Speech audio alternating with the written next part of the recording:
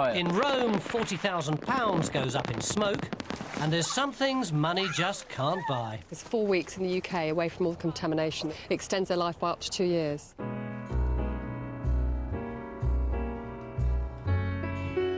Come fly with me, let's fly away.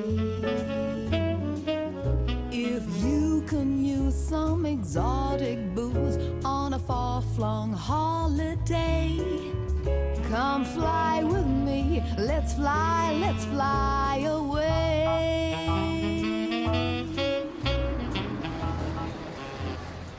They didn't tell me I needed photographic evidence. It's not regulations without the whole of the UK. I've got to get on it to get my children. I've got ID, I've got all the rest of it. I've said I'll fax it. Please let me on the flight so I can get my kids. It's not compulsory in any other airline. I'll have to put you on to the next one.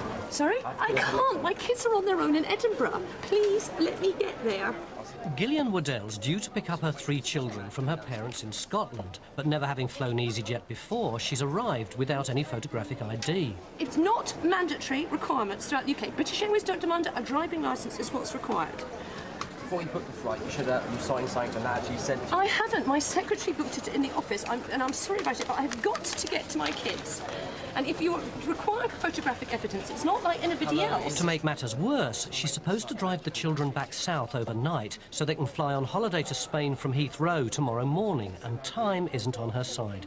I've got elderly parents who are there doing a good job until I get there. They have to leave at 7, and it's because I have to drive miles out of Edinburgh to pick them up, bring them all the way back in, and then drive 11 hours back down from Edinburgh to London in order for them to get a flight. Bear with me, the manager's come down to speak to you. Do you want to wait to the site? With her passport locked up at home, Gillian's chances of getting her children off on holiday are looking slim. It's late morning, and Gatwick-based Captain Chris Pell has just finished his shift. Well, just come in from Nice. Been up since 3:15 this morning, so feeling a bit jaded. But in approximately an hour and a half, got another supply of children coming in. Another group of children, I should say, from Belarus, for the Chernobyl Children Lifeline.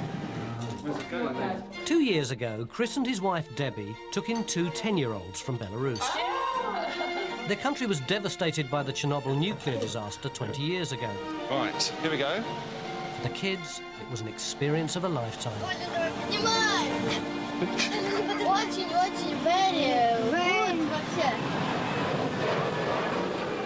This year at Gatwick, Chris and his wife Debbie are waiting for a new set of arrivals.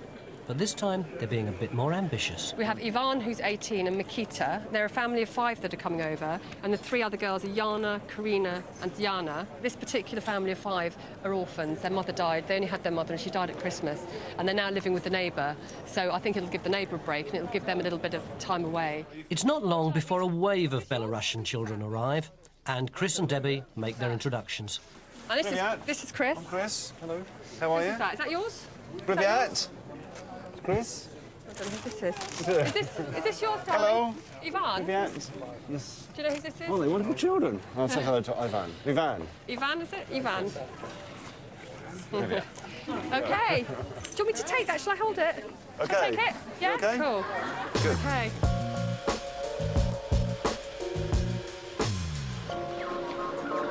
Bristol Airport. Check-in for Inverness is open, and luggage is moving smoothly off down the ramp.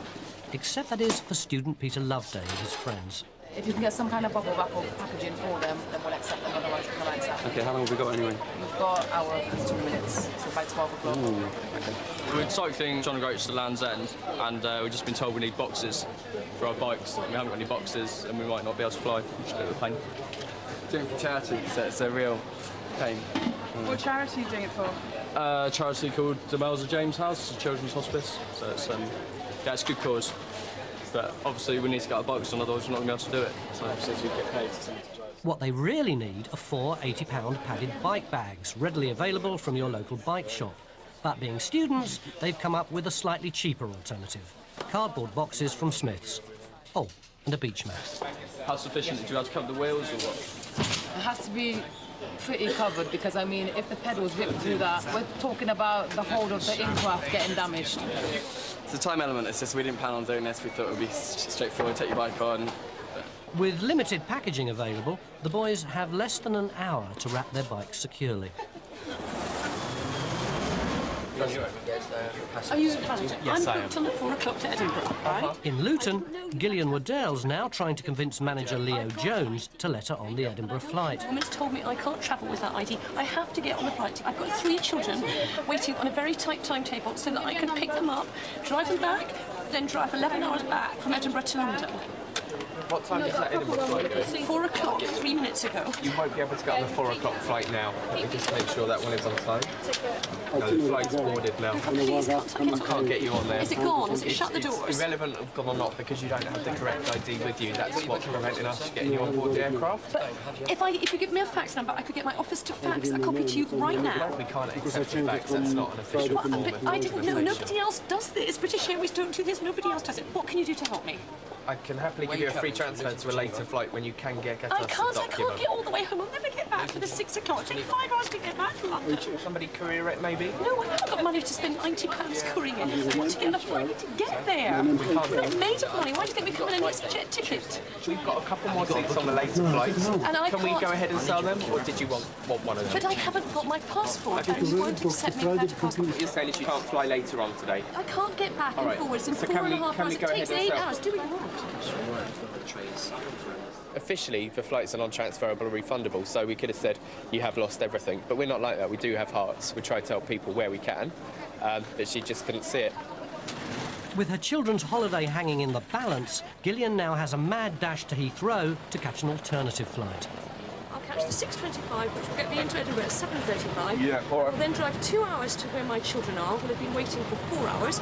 I will then jump in a car and drive all the way back down to London, breaking or risking our necks and all the rest of it in order to make the time to. Thanks a lot, EasyJet.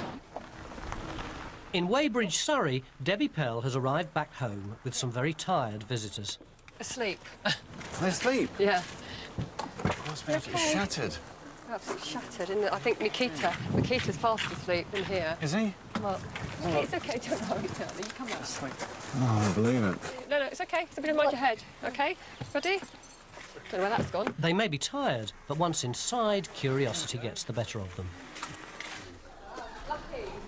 Good, I think they look fantastic, don't they? I mean, they look, obviously they're exhausted, but now they see the toys.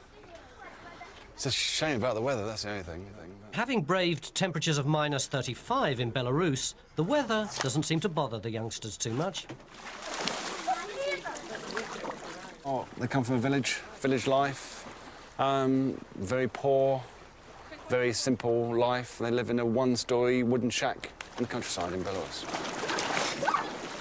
I think when the kids sort of turn up to our home and the house they're staying in, it would be mind-boggling for them. It really helps children coming over here because 4 weeks in the UK away from all the contamination that's still in Belarus extends their life by up to 2 years. So physically it's going to help them, as well as just having a great time. At Bristol, the boys have been busy wrapping their bikes in, well, whatever they can lay their hands on. May not look pretty, but as long as it works. But it's Supervisor Michelle who's going to have to OK the wrapping before they can check in. And use your wrapping. I think I need a little bit more tape round. Yeah, just to make it look. It's quite bizarre, actually. As long as I get the pedal up. Yes, if you can get that out of the way, that's fine. Yeah. Cool. I think perhaps the guys worked on Blue Peter at some time or another. It's quite bizarre, but it's better than nothing. Michelle's fairly forgiving, which is good, because the reason for the Demelza James House charity trip is more heartfelt than Peter first let on. James is my cousin, and he died of a terminal illness called MPS when he was 11 years old. And they set up, my auntie and uncle set up a charity called James House in order to help children. And I thought it was a worthy cause to support, so that's why getting some money for that. So Nearly done. John, how's this coming along? running low on parking. With only one bike covered and another 3 to go, the boys are rapidly running out of time. The truth is that if we run out of cardboard, we can't go on this trip, unfortunately. So it's a major emergency. Edinburgh. Edinburgh. Where is your hotel? The city centre of the Belfast. Right, you're not going to... Do you have anything photographic at all? any photographic ID because you can't travel without it. Sunghwa Zhao has been travelling with friends from Newcastle. She's booked on the last flight from Belfast to Edinburgh, but she's left her passport at a hostel in the city centre. What's your advice? The only thing would be really tomorrow morning's flight. The only thing I can suggest is that you dash to Belfast, come back. I'll be here till at least 9:30, 10 o'clock, and we'll see what we can sort out for you when you come back, if you've missed all the flights. But I mean, then you're going to be coming all the way back to then maybe not get on a flight. It's up to you whether you'd be safer to change to tomorrow's flight. I go back to Belfast if the time is not enough. Just change tomorrow morning. Change to tomorrow morning, yeah. Okay, so we'll see you when you get back. Fingers crossed. With less than an hour to make a return trip to the city centre, time's going to be tight. In Bristol, having completely run out of cardboard, the boys' efforts have stalled and Michelle's not impressed. That's awful. We have a plethora of packaging. Finish off with a bit of plastic from a drinks bottle over on that side. I think we might have to do a little bit better with that one. But luckily, Peter and John have rustled up a substitute. More beach mats. These are our beach mats. Going to come in quite handy on the tour, I'm sure. But yeah, hopefully we'll cover our bikes. So. We have 10 minutes, lads, to check in on this flight. One more time. Is that ready? Yeah, that's fine. We'll get you that checked in. Yeah, we can.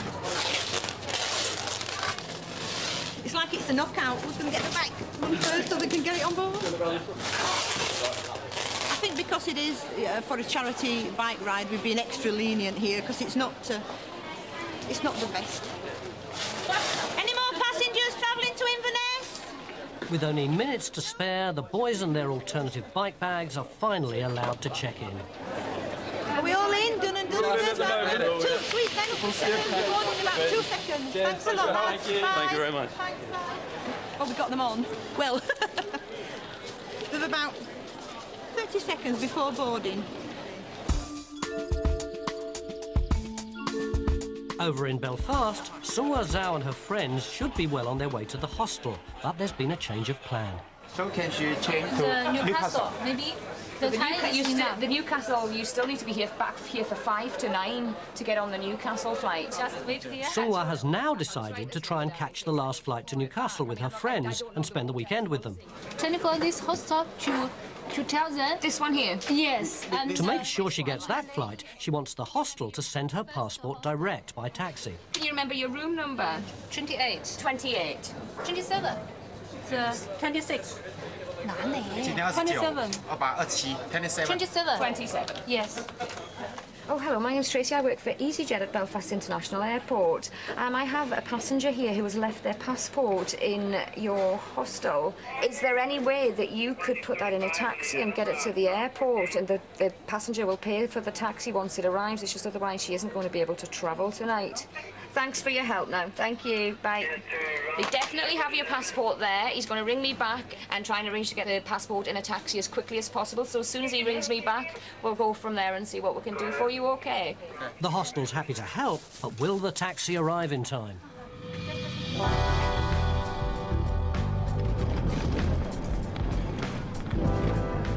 At East Midlands Airport, a rather unusual national team are about to check in for a flight to Rome. I'll just count to 6 this time. Right then, okay. We've had our successes in cricket and rugby. Now it's the turn of Andrew Wiggins and Rodney Clark to lead England to glory in the Fireworks World Cup. Yeah, it's quite a big competition. It's a very prestigious event. There's lots of different countries taking part. We're up against countries like France and Italy, Brazil, Spain. So, yeah, we want to win it. Thankfully, they're not taking everything they need today. Around £40,000 worth of fireworks. The fireworks have already left. They went overland. We loaded them onto a 45-foot articulated lorry, so we're not actually taking them on the plane with us. We meet them over there. With the fireworks en route and morale high, there's only one thing bothering Andy. I think all the judges are Italian, actually, which may or may not be a good thing. They may be as honest as the day is long and be completely fair. But they know their fireworks, that's for sure. And hopefully, at the end of the day, they'll make the right decision.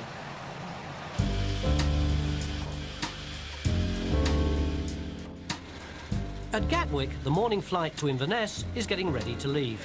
And pilot Chris Pell's expecting some special guests. Wife Debbie has arrived with an entourage of children to check in. The plan is that my son Jamie and daughter Emmy and the 5 orphan kids for the Chernobyl Children Lifeline meeting me on board the aircraft any second now, and we're on our way up to Inverness into a hotel, and then we're going to go dolphin watching later on today. In the UK, we might take a trip to the seaside for granted, but for the children, it's much more than just a day out. Belarus is a landlocked country, and of course these kids have never seen the sea before, let alone a beach or waves, and I guess they all might get a bit seasick, including me. Amelia, that's you, and that's what I need. Thank you very much. That's really kind. Thank you. Hello. Once on board, the kids are greeted by their very own pilot. Go on, Yvonne. Do you want to go look with Chris? Go with Chris, Makita. One of the advantages of that is you get a quick peek in the cockpit before you take off. And up in the air, the VIP treatment doesn't let up. Hello, Debbie. Hi, fine. Yeah, really good. Thank you very much. How are you all? You okay? I've got you all a little present from Easyjet. Oh, thank you, Chris. Well, there we go. This one for you. Oh, thank you. That's really kind. Little presents. Press the button. Here we are. If you pull that out, that's the battery. All right. And then you press. Ah! You do that? Jamie, do you want me to help you with yours? While some of the kids are liking the attention, for others, it's a bit much. Okay, this is Chris here for the Chernobyl children. Hope you have a lovely time back there. We'll be on the ground for about half an hour. I hope it's been good. I'll see you soon. Blushes aside, the kids are in for a great day out. Meanwhile, back on the ground in Belfast, the Newcastle flight is about to leave. And there's still no sign of Sunghwa's passport. Let her know us. Just 50 minutes left. With check-in about to close, it's not looking good.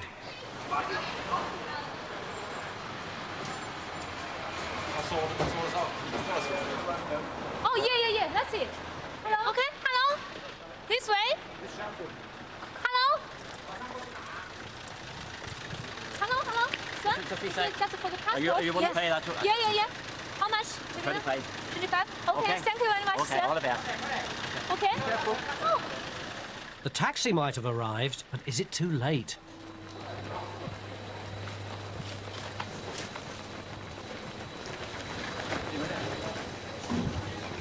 Hello? Hi there. Yes. So, passport is here. Right, do you want to go What to I should Newcastle? do next? Yes, Newcastle. I'll transfer you both on to the Newcastle jet, no problem.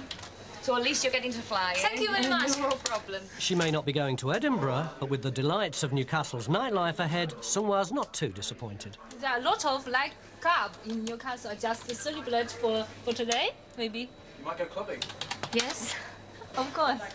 It's my hometown. I love Newcastle. Your hometown? Yes, that's where I'm from. After a stressful hour, Sunghwa and her friends are clear for takeoff.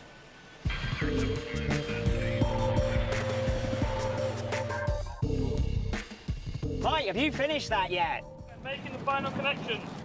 In Valmontone, on the outskirts of Rome, the British fireworks team have been working through the night in their bid for the World Championship. They're mad. They've been up since yesterday morning, probably about 48 hours before they go to bed. All for 26 minutes. To get those 26 minutes, 2 tons of fireworks need to be wired and connected to a computer. A seemingly mammoth task, but Andy's not worried. I'm feeling very confident if we manage to get the show out and wire it in how it should be. I'm very confident that we're going to do well. As darkness falls, the crowds gather, and it's time for the team to see if all their hard work has paid off. Ready, arm, and 5, 4, 3, 2, 1, fire.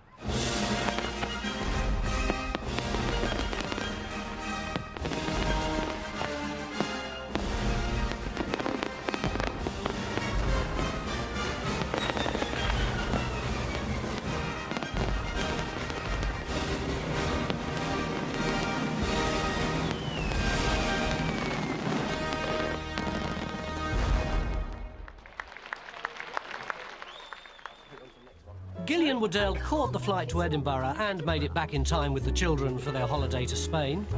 The bikes got to Inverness in one piece, allowing Peter Loveday and his friends to raise £2,000 for charity. And the British fireworks team weren't at all surprised to find that, according to the Italian judges, it was the Italians who came first.